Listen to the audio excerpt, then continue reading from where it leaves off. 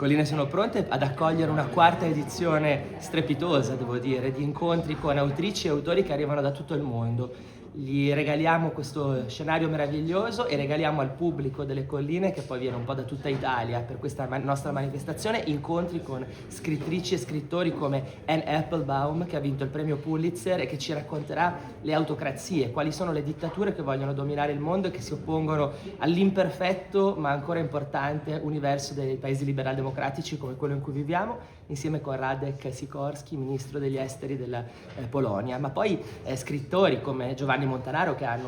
aperto, anticipato questa nostra manifestazione, come i nostri Fabio Geda, grande narratore che intreccerà una conversazione con Don Dante Carraro, e poi un'anteprima assoluta a settembre con Nelio Biderman, che è un 22enne che a 22 anni ha scritto una nuova saga di famiglia, I Lazar, che sta avendo un successo incredibile in tutta Europa e che arriverà in anteprima da noi a una collina di libri.